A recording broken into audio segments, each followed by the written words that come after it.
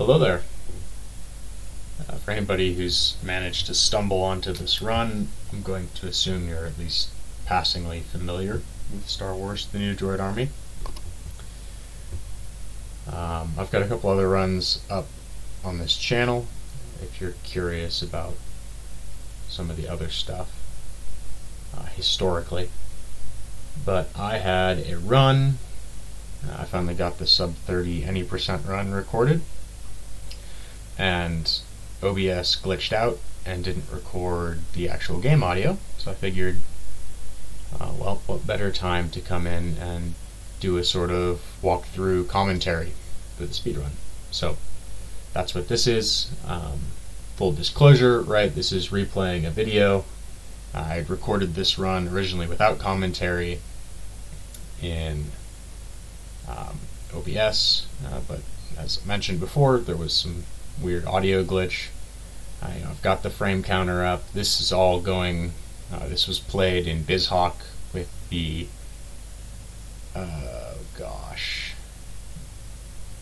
MGBA core, I think is the correct one. It's got the core that's specified in the speedrun.com category information. But all that said, let's get to business. So for those of you who have poked your head in on speedrun.com, you'll be aware of this. For those who haven't, timing for this run starts when you gain control of the character. So you gain control of Anakin after mashing through a bunch of text boxes on World 1, and when the comlink has been updated, little blue box pops up on the bottom of the screen. That is the sign that the timer begins. The timer ends when Dooku's health is reduced to 0. Pretty self-explanatory, I think. These splits I have on the side here are sort of experimental. Especially that last Metalorn split, I haven't cut that up. You'll see as we get deeper into the run, Metalorn's kind of hard to segment the way the other runs are. But introduction. First thing you'll notice, we are not drawing our weapon. Drawing your weapon in this game is incredibly slow. It stunts the rate at which your force regenerates. You actually walk slower. Like it is just bad all around. So we do everything in our power to not draw the lightsaber unless it is absolutely necessary. And that said, those of you who played this game casually or touched this game at all will know that enemies are about 5 times more dangerous when you have your weapon drawn. When you don't have your weapon drawn, you can almost always just kind of run around anything that comes in front of you. But the second you actually draw your lightsaber, like almost every enemy in the game becomes capable of killing you. Here on World 1, it's not too bad. These Womp Rats are very not dangerous. The Tusken Raiders have some wonky hitboxes with their spears, and you can sometimes get clipped by them, but it's not a big deal. Alright, we've hit Tatooine. You can dodge all of the text boxes here. So you don't actually have to talk to anybody. Alright, if you give them a wide enough berth, it won't trigger, and you can just run on by. We're going to execute the first skip of the run here. So I use a strategy that I've sort of lovingly dubbed forced teleportation. But basically, if you buffer a movement ability by opening the comlink and you time it correctly, right here, yep, you will effectively teleport, right? It shifts Anakin's physical location from like the first or second frame of the animation all the way to like the 5th or 6th frame of the animation, which is enough to get through most walls in the game. That skip in particular allows us to bypass the entire Zelric draw segment of World 1, which is super slow, and pretty integral to like making the speedrun palatable, because that Zelric draw section, the Womp Rat Cave, is some of the most annoying movement in the entire game. Like, it is just brutal. Here you see me mashing A too many times, and I get my lightsaber drawn out of the back end of a text box. Happens. Here's a little fun optimization that you might not have noticed. You can just run off the side of those platforms. There's nothing stopping you from just jumping off the edge. I know when I played the game casually as a kid, I did not realize that that was something you could do. I assumed you had to run back down this sort of sand ramp every single time. From here, we just play out the rest of the level normally. Right, we have to go talk to 7 different farmers. The activation sort of trigger for the next level. Here I hit A preemptively, and now I'm just mashing too fast. So as you can see, there's still time saves to be had. I think 28 minutes is definitely possible in the any percent category. I think much faster than that will require more routing optimization than I've been able to do so far. But I don't have a ton of desire to keep doing these runs when I'm not competing against anybody. So for anybody out there who wants to pick this game up and run it, by all means, give it a shot. Yeah, let me see. Some more suboptimal routing. Kind of is what it is. The one thing you will notice, for those of you who have maybe potentially looked at some other runs, I have a very low 29-minute TAS up on my channel as well. That TAS was before I discovered the jumpless skip, which is what I've dubbed that very first door clip that you execute using the jump attack instead of the jump force power. In that run, I used the cheat code on the home screen. I was very transparent about that, but I used the cheat code on the home screen basically to route out Zelric. And the byproduct of that is you have the force jump ability when you get to the farmer stage of that level. And it allows you to jump up instead of having to like actually walk to those ramps. So it saves quite a bit of time on that level in terms of probably 10-15 seconds just from like reducing the distance you have to walk. I imagine it's probably possible to do it with comlink buffering the jump attack, but I don't think that's likely to actually be optimal when you factor in the amount of time you're wasting by drawing and sheathing your weapon. I haven't found a reasonable way to comlink buffer the animation of putting your weapon away. So this is one of the few text boxes that's, I say required. You can use, I imagine, so when you have the jump force power enabled, you can pause buffer, right? You can use that force teleport trick to clip over certain stop triggers that they put in the game. So if you don't talk to Bellic there, and you continue to try and run out, you'll get a text box at the end of this level that says, I have to go talk to Bellic, and it'll kick you back, and you have to go talk to him. If we had the force jump power, we could jump, comlink buffer, and we could clip over the top of that. And the way they did the stop triggers in this game is they don't deload the activation trigger. They just put a different trigger in front of it. Yeah, here's some really nice hitboxes from the Tusken Raiders.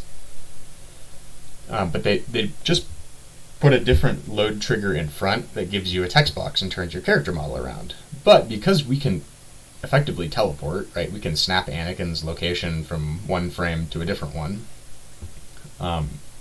We can just clip over the top of those original triggers.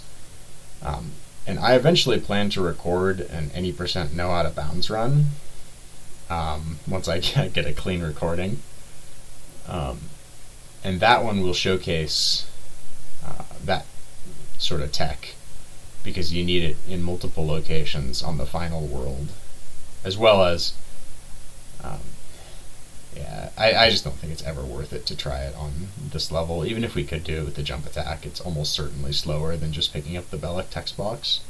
It's already on the shortest line from point A to point B, so it's like you've 4 seconds of mashing. If you miss the jump, like if you miss the jump trigger once, like it probably is a task trick that will save time. But if you miss the jump one time, it will have lost time versus just talking to Bellic. So, trying to get fancy with the movement there. As we continue here, we are almost to Jabbas Palace, which is the point of the game in which we get jump, and we'll start to showcase how readily we utilize that in the any percent run. It's worth noting, and I'll talk about it a little bit more here in a second, that the any percent run, the goal is basically to avoid all combat. So this current route, I've got to the point where there are 3 required boss enemies, and then the 1 Womp Rat we kill before we do jumpless at the very start. Because if you don't kill that Womp Rat, your jump attacks are homing on the nearest enemy, so it'll like, even if you try to just run past him, it messes with your ability to like actually clip through the door. And since it costs you like half a second to swing, assuming you walk close enough to the Womp Rat when you draw that your first swing hits him, they die in 1 swing on Padawan difficulty, which is part of the reason we run on Padawan difficulty. So it's just easier to kill it and do it that way instead of wasting time trying to execute jumpless skip without getting a homing attack. We have gained access to the jump force power now, so now we have almost complete impunity to break the game. Unfortunately, in Jabbas Palace, they actually put kill planes outside. So all of these black areas outside the map that you can see here, these are actually kill planes, so even if you manage to sort of jump off, you will fall to your death if you get outside the map in this world. It's definitely just because they utilize the same kill planes for these things you have to jump over, right? These canyons that they put inexplicably in Jabbas Palace. But yeah, we just route through. These Gamorrean guards take an absolute beating. I think they have like the highest health pool of like all normal enemies you fight in the game. Like you can kill droidicas faster than you can kill these things. It's like actually insane.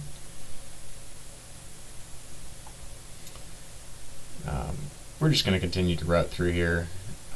Those of you who played this level normally know that traditionally when you play this one, you have to run all the way past your exit door in 2 different spots in this level. You have to run past an exit door to hit a button. So this is our first force teleport, right? Use the force jump, we comlink buffer, and we're through the door. We're going to use that here and at the end of the level. So we just completely bypass the need to here, mess up my jump here. Did not get bit by the poison rat, so that's cool. I have to pause for a second here because I hit the edge of that canyon with 19 force. You need 20 to execute a jump, so if I had held forward and jumped like I normally would have, I would have gone hurtling into the abyss, and that would have been rather unfortunate. And here, right, we're approaching the end of the level. This is the final large entry room.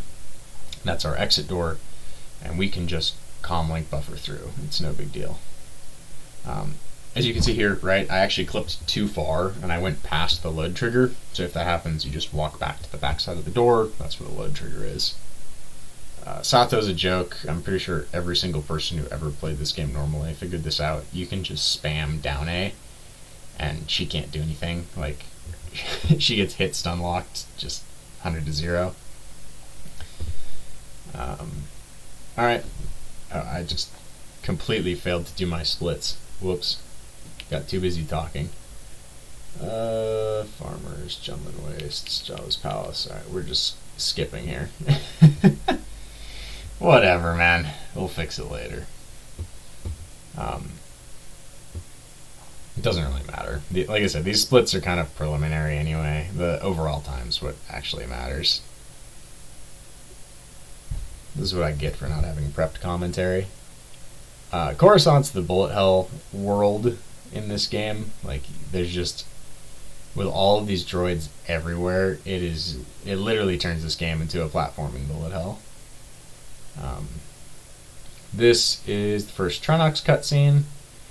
I draw my lightsaber here because it technically makes this scene a little bit faster. Like, you end up drawing your weapon in this scene regardless, because Trunnox forces you to.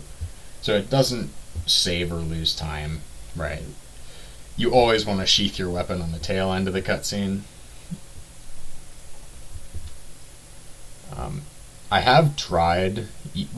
We can clip through that door and go the same way that Trunnox went out. But in this particular case, there's no load trigger or deload trigger on the backside there. They just, like, walked him out to a dead end, and then if you clip through that wall on the dead end, you die to a kill plane on the outside of the building. So there's no skip to be had there that I'm aware of.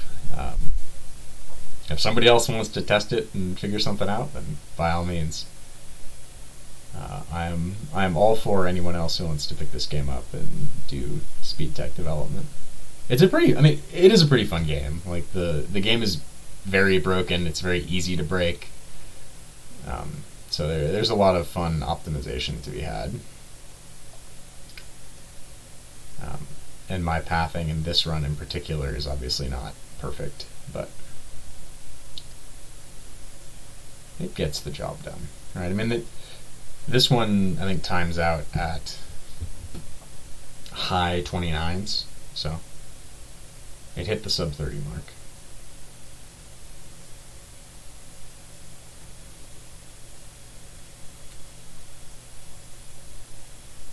So this is a case where I could have showcased a piece of technology but didn't. So utilizing that same sort of comlink buffering trick, if you open and close the comlink, it'll deload all projectiles on the screen. So when you're put in a situation where, like, you're about to get hit by something, you can actually open and close the comlink to, like, shield yourself. But it's normally, unless you're going to get, like, hit stunned for 7 years, it's normally faster just to tank the hit. Because opening and closing the comlink takes, like, I don't know. I actually have no clue. It probably takes half a second, and it's a quarter second of hit stun, so, you know, in a perfect world, right, the TAS takes no damage in the entire run, but I'm not a TAS. Alright, that is Coruscant Upper 1. Here's Coruscant Upper 2, so we get to go talk to... I think that's Luminara Unduli? I don't know for sure. But this is another sort of... World 2, Coruscant, has a lot of these really long, sort of plodding levels. They just, like, go on forever. They're not particularly difficult. The movement's not particularly interesting, other than sort of the bullet hell aspect of it. There's a lot of projectiles flying sort of almost always on these levels. Which makes them kind of interesting from a routing perspective and sort of minimizing the possibilities of getting hit. This is also where we get introduced to the Droideka enemy type. These things, for those of you who played this game casually, they're like actually the single most dangerous enemy in the game. Like, they are scarier than all of the bosses. Except, they're not scarier than Twins. Twins is probably the single scariest enemy in this game, but we skip Twins in the 80% run. Because they're not fun. Like, I've done some routing working on the all bosses category for this game, and Twins is just, like, not an enjoyable boss fight. And beating them casually is probably the most annoying, like, singular enemy and singular segment in this game. Other than, like, when you play Vandalore the first time casually, he also is kind of a problematic character, but that's just because he's the only boss fight in this entire game that, like, actually has mechanics.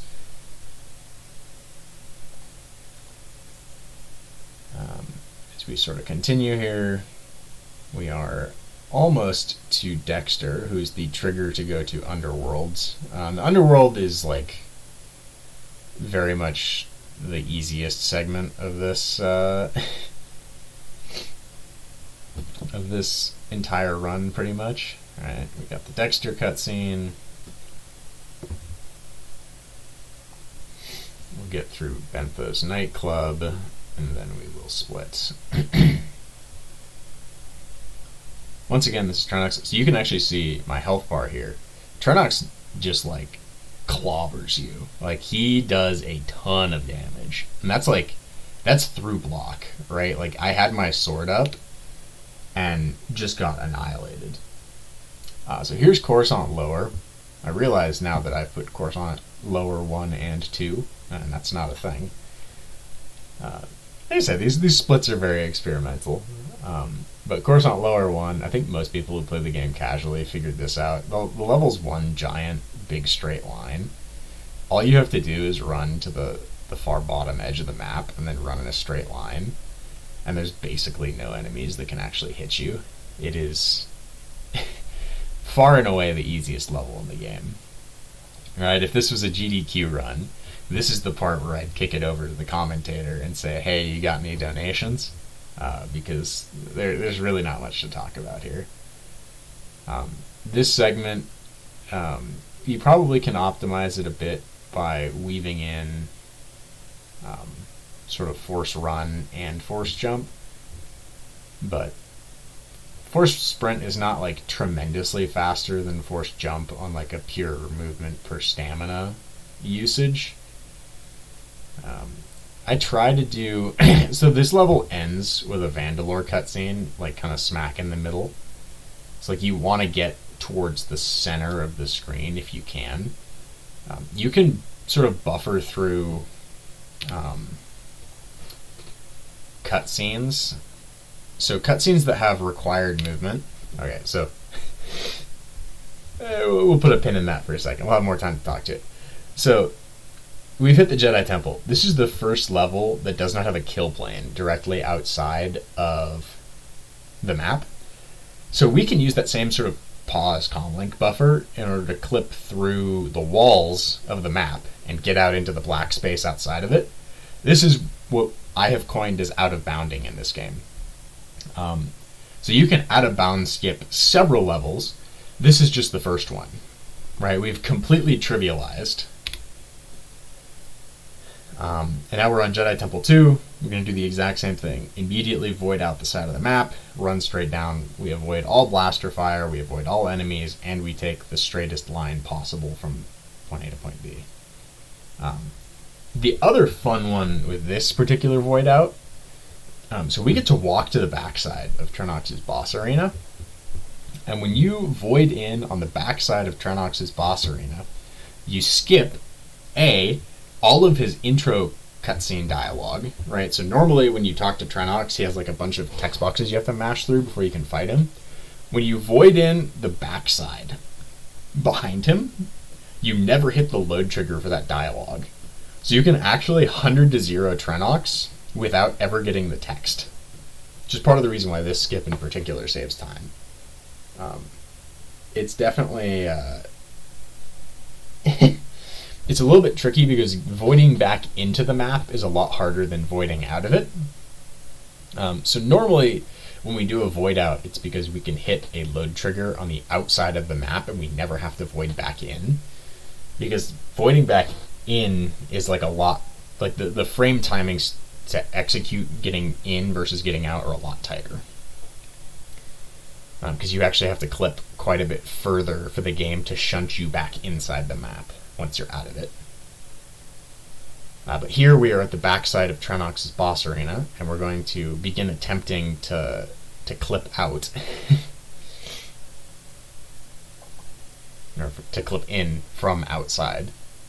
And while I do this, and sort of during the Trenox boss fight, I'll continue on my prior point.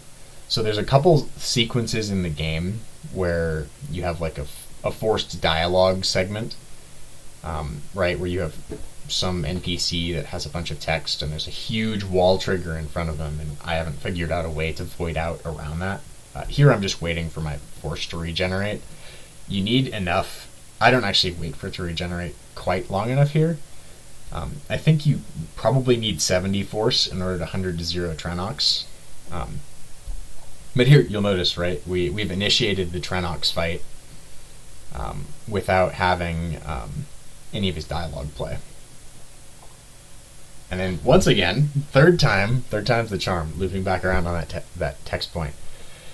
Whenever there's a person who has like a forced walk up, you can use the jump power to target the final ending spot of that walk up, and you can skip the walk animation and save like half a second in every single one of those. But the any % out of bounds allowed category just completely avoids almost all of them, so it's not super relevant here. I forgot to split again. So we're on Metalorn now. So Metalorn has some really cool routing, actually. The very first part of the game has sort of these disconnected sections that teleport. So that first, right, we void out, we walk down to the closest possible door, we hit that load trigger that takes us to this door. This door is about 75% of the way through this level.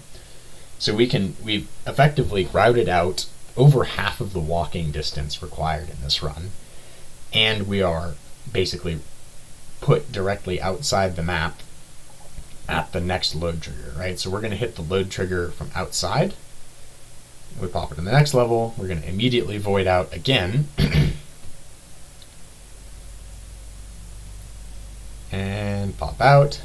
So it's worth noting, the reason why I try to space as far away from the side of the map as I can is because there's actually a soft lock in Metalorn. Because there is a sequence where you actually get a Yoda cutscene as you just like sort of walk down the hallway here. Well, there's two cutscenes. You get a Dooku cutscene and you get a Yoda cutscene. And if you are too close to the side of the wall, you will hit the load trigger for that Yoda cutscene. And because Anakin can't get back inside the map to trigger the cutscene, you never, like, it just soft locks the game. You get locked up. So that's why we try to keep the map like barely visible in that upper left hand corner, is it just prevents any of those soft locks from happening. From here, right, we're just spamming speed on cooldown to try and go as quickly as possible. Speed is incrementally faster than jump, right? So I made that comment on the big straightaway level, that there's not a huge difference between speed and jump in that particular location. But that's because you use jump to jump over the one dude who sometimes spawns on the side rail, and it's easier to just always be on jump than it is to swap between speed and jump. But here, because we're out of bounds, there's 0 enemies that can hit us, it's just faster to sit on speed and spam it. Alright, once again we're going to hit a load trigger from outside the map, immediately void out in the next level. Here I made an error once again because I forgot I was on jump, or I forgot I wasn't on jump, but we'll swap back to jump, void out, and then run around the map. This is actually the level that I have mixed feelings on routing this out at the any % run, because it has far and away the coolest movement of the entire game, which is actually the reason why I developed the any % no out of bounds category, is specifically for this level. Or I guess not this level, but the next level, because the next level has really, really cool movement. This is actually this is the level with the twins boss fight. Their boss fight arena is at the very back end of this level. So we are skipping the twins fight here. It is the most joyous skip in the game, but you still skip all those fights even in the any % no out of bounds category, because you can still door clip out of the back of their boss arena and you don't actually have to fight them. But here we just run on past. Those of you who've watched the tasks know that originally I didn't out of bounds most of this level. The task actually does the sort of in-level movement. Alright, dodging blaster bolts here and voiding out. So this is the level that has like far and away the hardest movement. You see all that gigantic swath of lava, you have to jump, and navigate over all of it. Or you can do what we do here and just instantly void out the side of the map and just run around through the blackness on the outside and completely trivialize the level. It's really good for being fast and really good for being consistent, and not great for the viewer experience. So Many thanks to all of you who have still come and sat through this rambling discourse to watch me run in a black void. But this is also the level, those of you that played casually, where you're supposed to run around and like plant thermal detonators on a bunch of different like generators to destroy the plant's ability to produce the Cortosis battle droids. We can even on the even on the run where you don't out of bounds that section, we can use this jump teleport technique to just void through the door, and we never actually have to deal with, placing any of those thermal detonators. So this out of bounds skips the Vandalore boss fight, and more importantly, it actually skips the Wat Tambor escort mission on the tail end.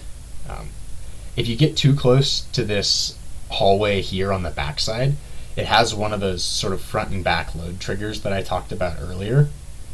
If you hit the front trigger, it'll kick you back and say you need to have Wat Tambor with you. But you can walk around it and approach from the back, and it'll give you the load trigger for the next zone. So this is the final sprint. We are screaming our way towards the Dooku boss fight. This level has it's another Wat Tambor escort level. So once again, we have to approach from the backside to trigger the next cutscene that zones you into the Dooku fight, which is right here. And now we have the mad dash. Can we get Dooku down in under 20 seconds?